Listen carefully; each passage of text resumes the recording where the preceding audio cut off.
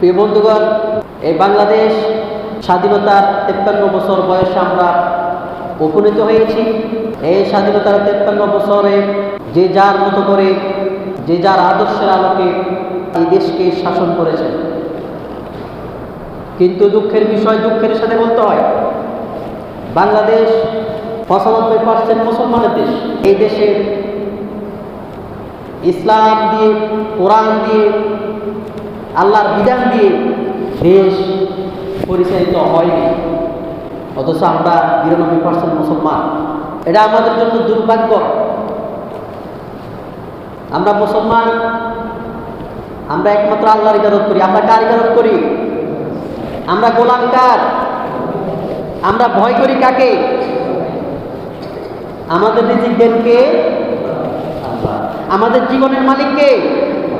আমাদের মৃত্যুর মালিক কে? আল্লাহ। এই জীবন শেষ হওয়ার পরে আরেকটা জীবন আসবে। সেই জীবনে যার কাছে আমরা হিসাব দিতে হবে, তার নাম কি? আল্লাহ। এত কিছু বিশ্বাস করার পরেও কেন আমরা আল্লাহর বিধান বাস্তবায়নের জন্য ভূমিকা পালন করছি না?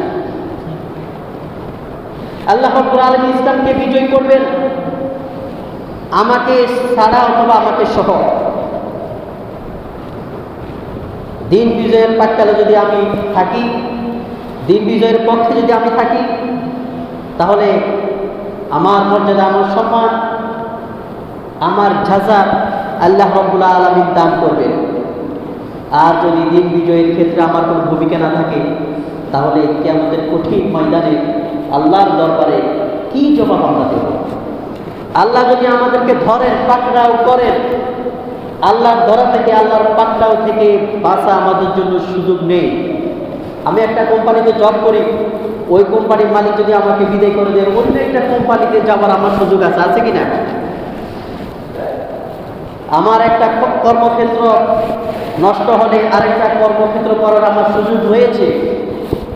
কিন্তু আমার আপনার মালিক আল্লাহ রাব্বুল আলামিন যদি আমাদেরকে পাকড়াও করেন, ধরেন, আল্লাহ যদি আমাদেরকে ধ্বংস করে দেন, হালাক করে দেন, সেখান থেকে আমাদেরকে উঠানোর জন্যে, সাহায্য করার জন্যে কেউ থাকবে না। আমাদের কেউ বন্ধু হবে না, সাহায্যকারী হবে না।